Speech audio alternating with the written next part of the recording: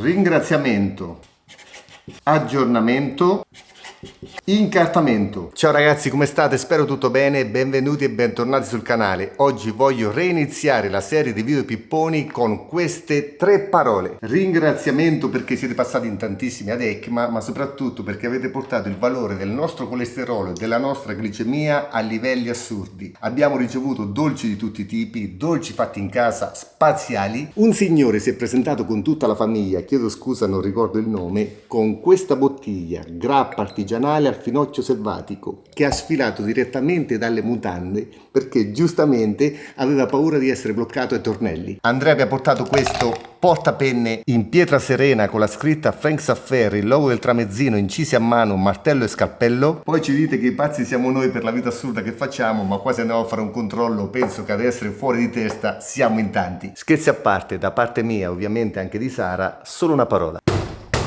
In maniera tale, per farvelo capire ancora meglio, qualora non l'aveste capito, averla stampata come sfondo per tutta la durata del video. Passando invece all'aggiornamento, per chi non ci segue sui social, Instagram e Facebook, noi siamo partiti il 5 di agosto e siamo tornati praticamente dopo 3 mesi il 30 di ottobre. C'è stata una pausa velocissima di 3 giorni per la cresima di nostro nipote, poi siamo saliti ad ECMA ed oggi, domenica 16 novembre, diamo il via alla serie di video pipponi. Ma voglio aggiornarvi che se tutto andrà per il verso giusto, il 14 gennaio ritorniamo in Sud America dalla Tenerona. L'idea è quella di visitare i paesi nord del Sud America, Perù, Ecuador, Colombia, Venezuela, eccetera eccetera, ma non dico nulla per scaramanzia perché spesso e volentieri la situazione politica di questi paesi è veramente un disastro. Comunque l'appuntamento fisso che abbiamo in premiere tutte le domeniche sera con il viaggio di quest'estate continuerà perché il nostro obiettivo è quello di terminare tutti i video prima di ripartire per il Sud America. E ne approfitto per chiedervi un consiglio: l'appuntamento fisso dei video dei viaggi in premiere della domenica sera lo lasciamo domenica sera o lo volete lunedì sera? Scrivetelo nei commenti e noi democraticamente decideremo. Ultima parola, incartamento, rifacendoci a un regalo. E proprio su questo tavolino novembre 2024 vi ho parlato della mia collaborazione con il negozio Motostorm. Ora, a distanza di un anno, vi anticipo che la collaborazione si protrarrà per tutto il 2026. Ovviamente il codice sconto Cuccioletta 2025 in futuro magari si trasformerà in Cuccioletta 2026, ma la cosa più importante, ed arriviamo alla parola incartamento barra regalo, è che da questa notte a mezzanotte fino al lunedì 1 dicembre inizierà quella che stiamo aspettando in tantissimi, ovvero la settimana del Black Friday. E voi sapete benissimo che il mio codice sconto deve funzionare nel negozio fisico, nel negozio online, ma anche sui prodotti sconto. Quindi vi anticipo che nonostante tutto il sito Motostorm in questa settimana verrà aggiornato con dei prezzi allettanti, il mio codice dovrà funzionare comunque.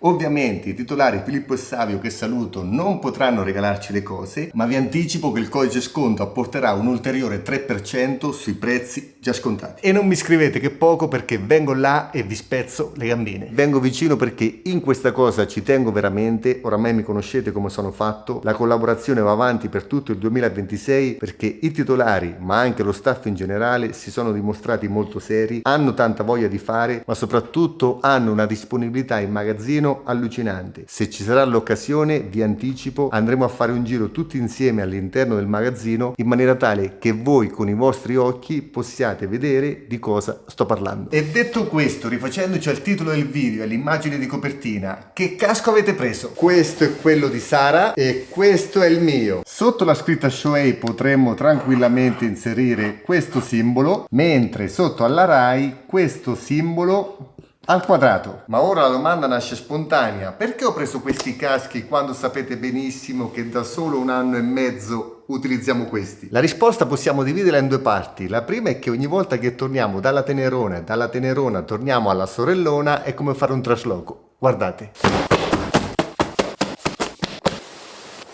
Ed infine 2 paia di stivali ancora belli luridi. Forse ora capite benissimo che ogni volta trasportare tutte queste cose in aereo per noi è una bella rottura di maroni e che al tempo stesso, se avessimo un problema con la valigia, ovvero non dovesse arrivare, sarebbe un ingente danno economico, oltre al fatto che trovare determinati prodotti in determinate zone del mondo a volte non è facile. Brevissimo video pippone anche su questi, promesso. Oltre a questo tris di guanti molto interessante. L'altra parte è che nella mentoniera del mio casco vedete questo accessorio che serve per attaccare la classica action cam tipo GoPro, Insta360 o la DJI Action 5. Quindi capiamo benissimo che avere il classico meccanismo che serve per alzare la mentoniera, proprio nel mio caso a causa del lavoro, è praticamente inutile. Ricapitolando, abbiamo preso dei caschi nuovi perché l'idea è quella di lasciarli in Sud America insieme alla moto senza ogni volta dover fare avanti e indietro, e nel mio caso, proprio per il fatto che tengo la mentoniera sempre chiusa, ho pensato ad un casco integrale con tutto quello che ne consegue, magari un casco leggermente più leggero ma che al tempo stesso abbia un campo visivo più ampio. Ed anche ora la domanda nasce spontanea: perché per me ho preso una Rai e per Sara uno Shuei? Allora, per chi guarda i miei video pipponi da tempo sa benissimo che io sono uno sfegatato utilizzatore dei caschi modulari Shuei.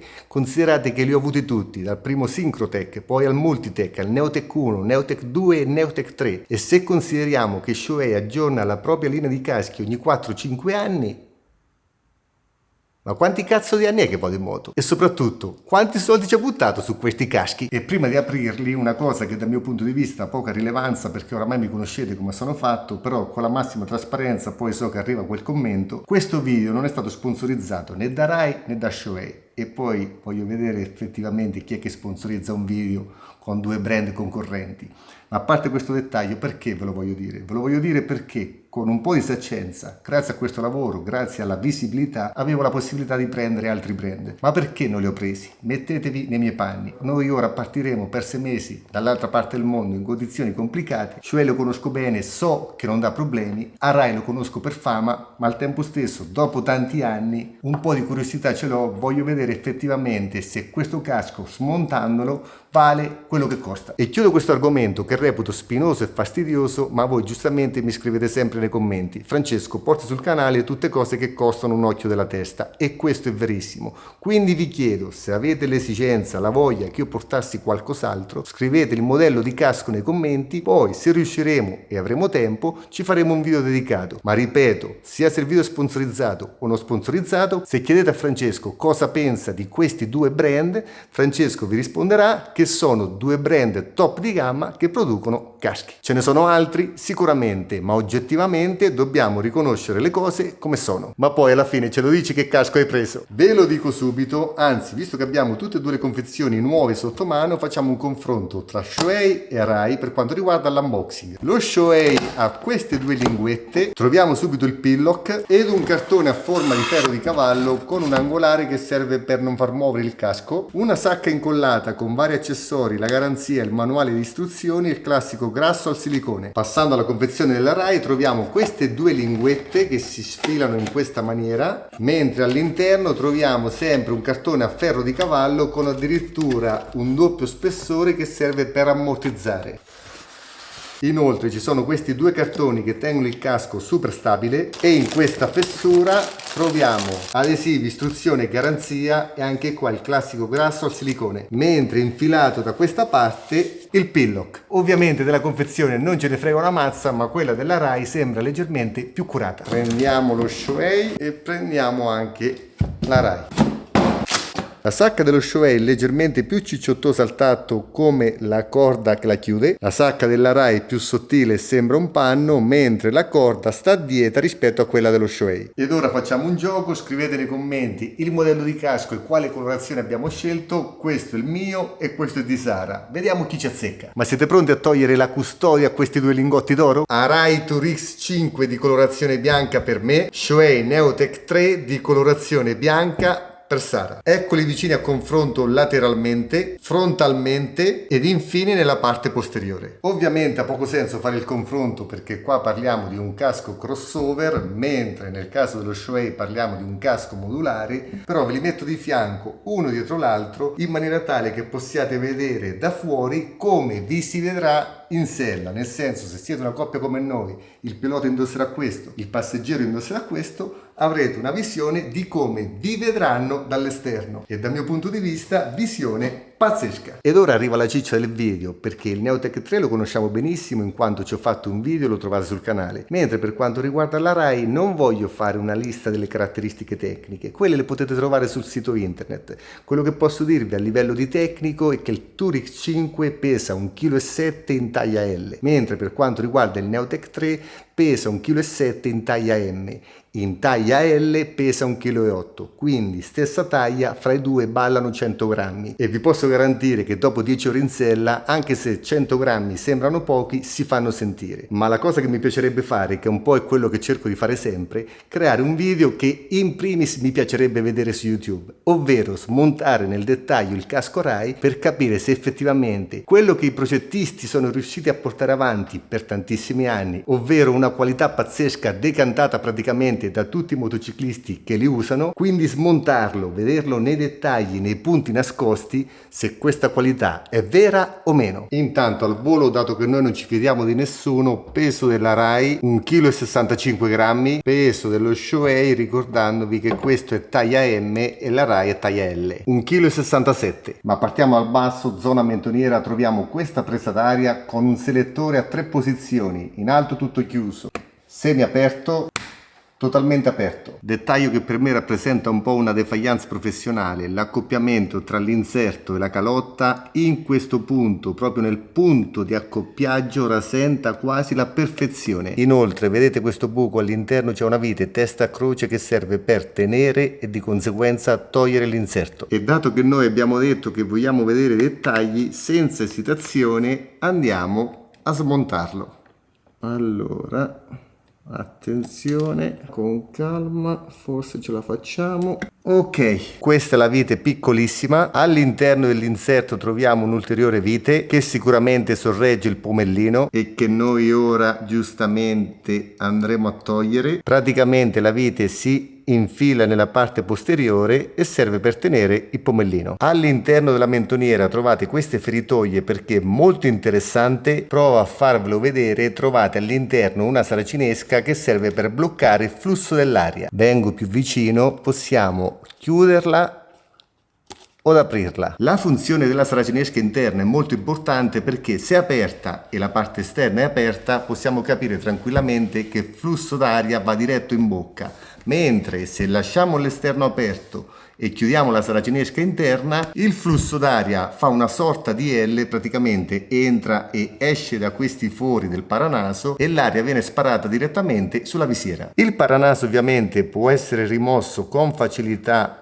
con una pressione verso l'alto. Troviamo questi due appigli morbidi in gomma. Spostiamo lo sguardo sulla visiera e come prima cosa ovviamente spellicoliamola, perché è pericoloso girare con la pellicola. Per quanto riguarda la chiusura troviamo questo appiglio, basta spingere verso l'alto. Molto interessante questa piccola sporgenza sulla guarnizione, perché quando chiudiamo la visiera praticamente ne va a aumentare la sigillatura. Guardate, non so se si riuscirà a capire, ma ecco la sporgenza della guarnizione che batte sulla visiera. E con il classico grafico forse più facile, questa è la guarnizione scala 1 a 1000. Questo è il dettaglio, il rosso disegno la visiera, praticamente la visiera batte in questo punto. Lo so che la parte nera sembra un'altra cosa, ma per favore non fate i soliti maiali. E spostandoci sul laterale focalizzate lo sguardo su questo bottone che, se ora vado a premere, vedete è bloccato perché la visiera è chiusa, mentre se apro la visiera, guardate, perché premendo il bottone all'interno c'è una sorta di leva che spinge l'inserto verso l'esterno. Quindi provo a girarvi il casco, guardate, e se fate una leggera pressione verso il basso si sgancia il frontino. Ovviamente dall'altra parte abbiamo simmetricamente la stessa funzione, premendo e spingendo verso il basso si sgancia il frontino. Ora invece spostiamoci sul meccanismo della visiera. Vedete questo buco più grande e questo inserto in ottone? Basta sollevare ancora di più la visiera, che ovviamente con l'inserto esterno è bloccata, non può salire a questo livello. Vi giro il casco, forse vedete meglio. Basta far uscire l'inserto in ottone e la visiera si sgancia. Ovviamente dall'altra parte il meccanismo è lo stesso. Quindi abbiamo visto che togliere la visiera su questo casco è veramente un gioco da ragazzi, ma attenzione perché ora arriva un dettaglio molto interessante. Fermate lo sguardo su queste due viti in plastica trasparente che sostiene l'inserto che a sua volta sostiene la visiera. Ma per farvi capire bene cosa intendo devo rimettere la visiera. Abbassiamola, chiudiamola. E con la visiera in questa posizione noi potremo andare ad allentare queste due viti in quanto l'inserto nero ha un'asola. Che significa? Significa che con le viti allentate può scorrere più indietro o più avanti. A cosa serve? Serve per registrare la pressione della visiera sulla guarnizione. Quindi complimenti ai progettisti della RAI perché sapete benissimo che queste cose mi mandano fuori di testa. Ma togliamola nuovamente. Ok, e tolta la visiera possiamo iniziare a capire perché questo casco viene definito un casco crossover, ovvero un casco ibrido, un casco con diverse funzioni. Per farvi un esempio, in pochissimi secondi possiamo rimettere il frontino senza la visiera. Con la configurazione classica frontino più mascherina per un enduro un po' più estremo. Con l'utilizzo di una semplice monetina da 5 centesimi possiamo andare ad allentare questa vite. Nel manuale c'è scritto di fare attenzione nel serrarla perché appunto in plastica. Ok. Sempre stesso identico discorso dall'altra parte. Ok. Possiamo togliere il frontino lasciando l'inserto sul casco. Ora con più spazio di manovra ne approfitto per mostrarvi il meccanismo. Si preme qua.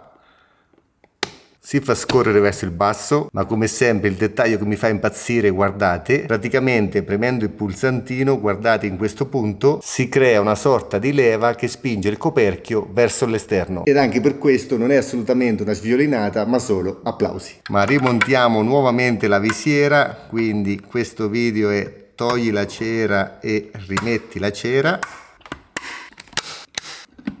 E arrivati a questo punto abbiamo la terza configurazione, ovvero come se fosse il classico casco integrale. Aggiungendo infine, solo ovviamente per estetica, il coperchio con la relativa, aspettate che la rimetto, vite in plastica. Con la visiera rimontata ne approfitto per mostrarvi quest'altro dettaglio, ovvero guardate in questo punto, praticamente la guarnizione finisce qua e riprende qua. Abbiamo circa 1 centimetro di materiale rigido con un dentino nella parte anteriore che ovviamente ritroviamo nella parte interna della visiera che serve per bloccare la visiera stessa. E con la visiera in mano sicuramente lo vedrete meglio, questo è il dentino di cui vi parlavo. Tornando agli inserti che inglobano il meccanismo della visiera, non ve li smonto perché si vede benissimo quello che sto per dirvi, ovvero che la calotta passa tutta liscia dietro agli inserti stessi e questo oggettivamente è un plus per la sicurezza. E spostandoci più in alto troviamo il cosiddetto logo 3D che serve per la ventilazione, chiuso e aperto. L'aria si infila da questi forellini mentre la calotta ha 2 fori che poi vedremo dall'interno. Altro punto di ventilazione con 2 posizioni di regolazione, tutto aperto, semichiuso, chiuso. In questo caso un singolo foro nella calotta che vedremo sempre dall'interno. Per passare alla parte posteriore con questo enorme spoiler che serve sicuramente per migliorare l'aerodinamica ma al tempo stesso nascondere fori di estrazione che possono essere aperti, semiaperti o totalmente chiusi, terminando nella parte bassa con gli ultimi 2 fori di estrazione che in questo caso rimarranno sempre aperti. Ora, prima di smontare gli interni, voglio farvi notare questa cosa. Tutta la calotta esterna è quasi perfettamente liscia. Ad esempio, se paragonato allo Shoei, non ha queste sporgenze o queste sporgenze, è perfettamente liscio e tondeggiante. Ha solo dei leggeri movimenti sulla calotta che serve per incassare i deflettori in maniera tale che nella zona di accoppiaggio sia più raccordato. Con il movimento del casco, le luci che cambiano, forse riuscite a capire di cosa sto parlando. Ovviamente sono dettagli, ma dettagli che ci piacciono. E tutto questo pippone per dirvi che in casa Rai la prima cosa che guardano non è l'estetica ma la sicurezza. E la sicurezza come la si raggiunge? La si raggiunge con la semplicità. Guardandolo dall'alto cosa vi ricorda? Questo ci ricorda. La forma geometrica di un uovo è un ellissoide asimmetrico di rotazione con un'estremità più appuntita e un'estremità più tondeggiante.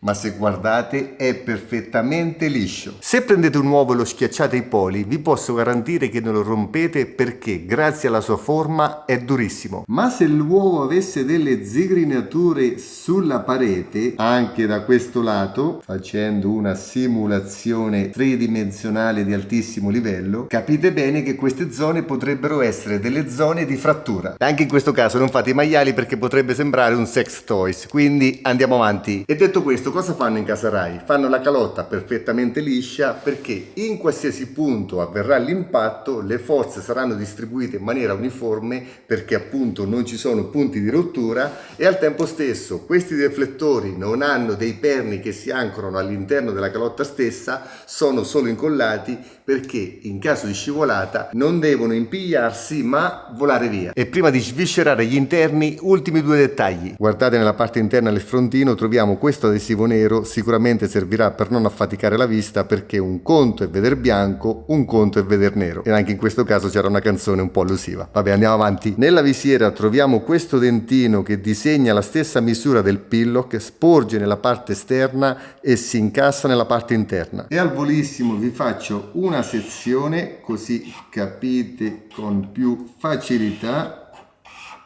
Esterno, interno.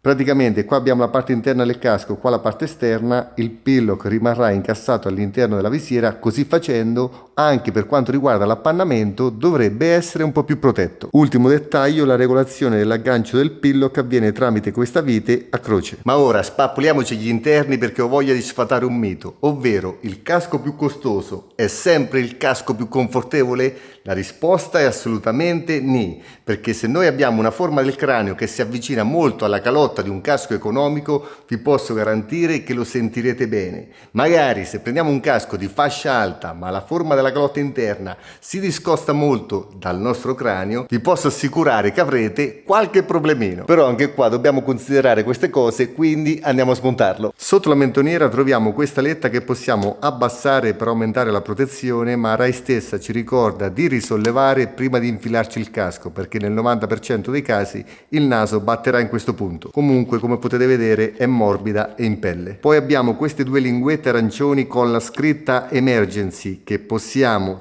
tirare, infilare le dita per togliere i guanciali in caso di incidente prima di sfilare il casco. Mentre per togliere il guanciale è semplicissimo, basta afferrarlo nella zona interna. Sentite il rumore del velcro perché il velcro si trova nella zona dell'auricolare, ma poi lo vediamo. Comunque basta tirare un po' di più e sfilare. Ovviamente stessa maniera per l'altro.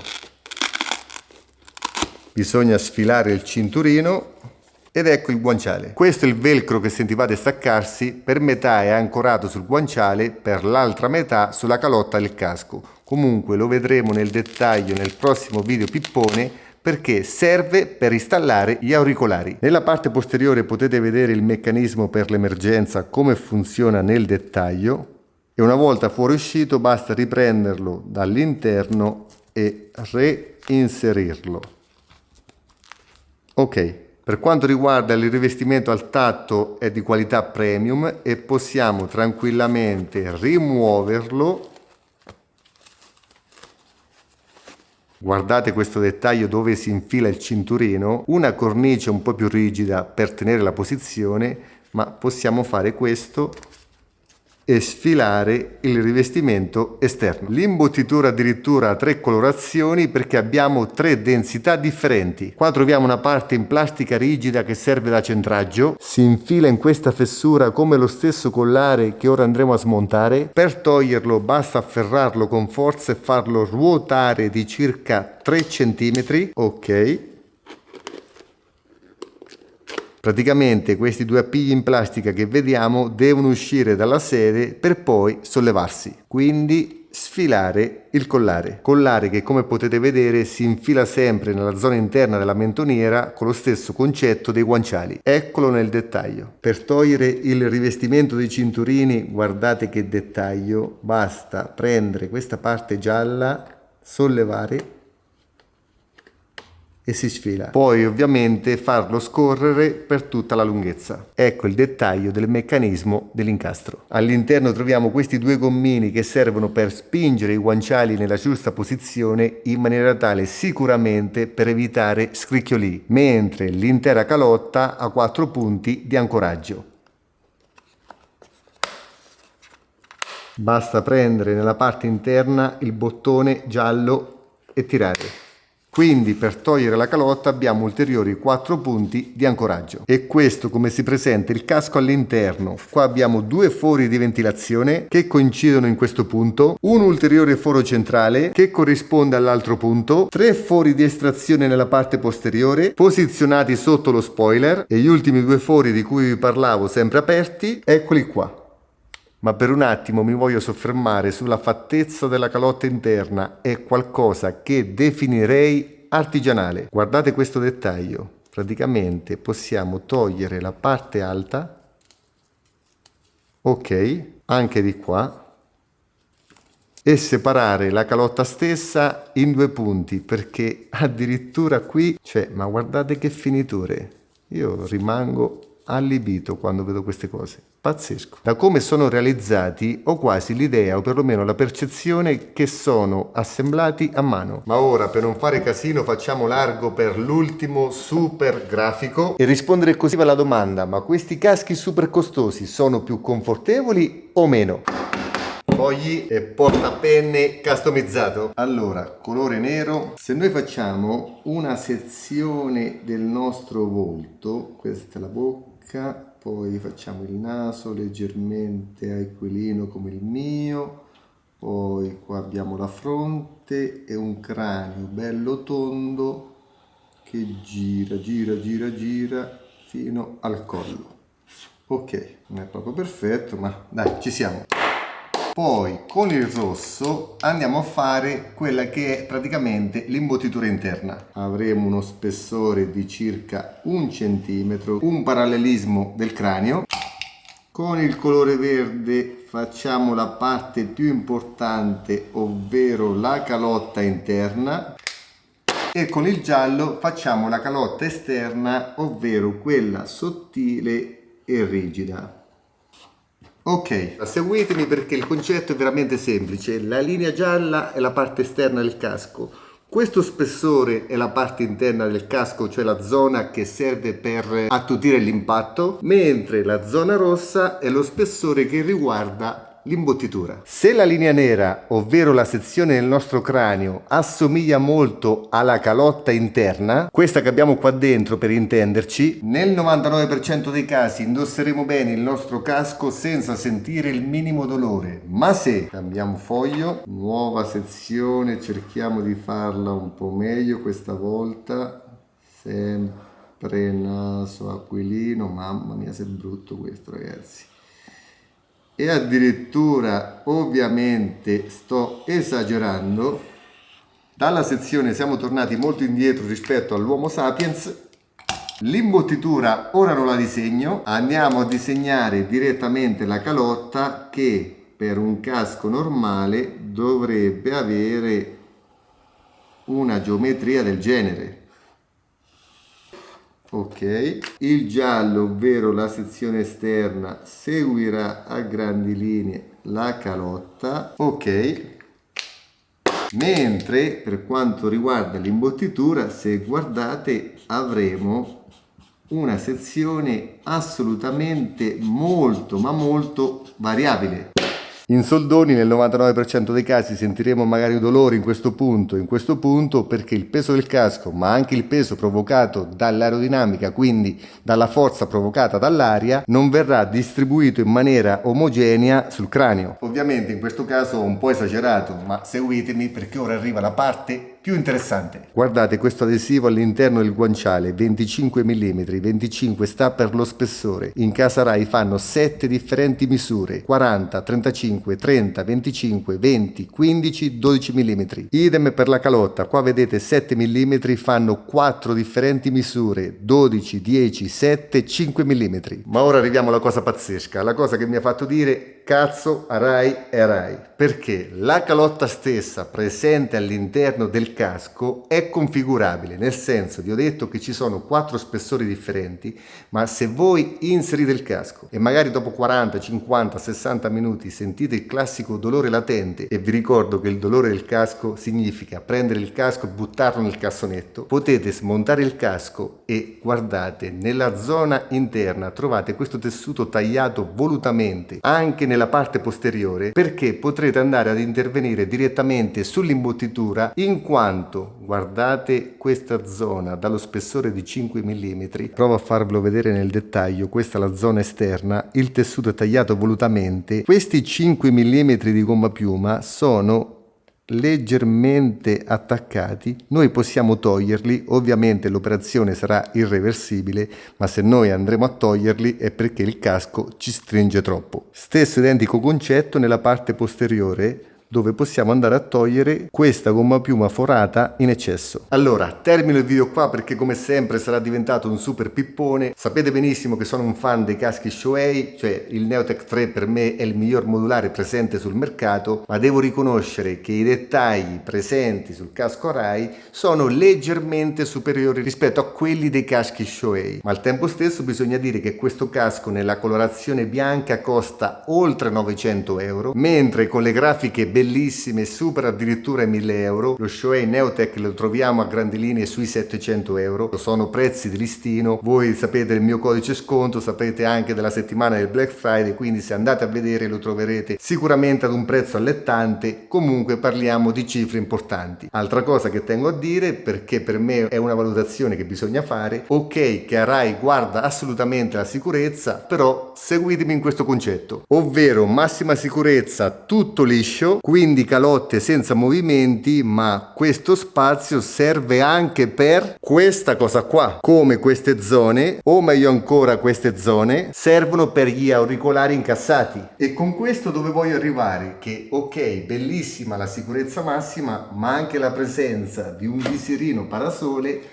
potrebbe, dico potrebbe, evitare un incidente. E niente ragazzi, ormai mi conoscete, sapete benissimo che certe considerazioni bisogna farle, però ripeto, sia se prendete Shoei o prendete Arai, sicuramente acquisterete un prodotto di fascia altissima. Vi ricordo nuovamente la settimana del Black Friday, il mio codice sconto con Motostorm. In descrizione del video vi lascio anche altri codici perché avrete anche un'offerta sull'assicurazione viaggio, quindi se dovrete fare un viaggio anche fine 2026, magari buttateci un occhio perché l'offerta è allettante. E che dire ragazzi, se il video è stato piacevole e interessante iscrivetevi al canale, anche perché settimana prossima arriverà un nuovo video super pippone. Considerate che per me questi video sono dei parti gemellari, mi vedete sempre con la maglia nera, ma che oggi è il 4° giorno di registrazione, ma questo è il mio lavoro, quindi cerco di farlo nella maniera migliore. E che dirvi, buona strada e fate attenzione perché anche i dispositivi più sicuri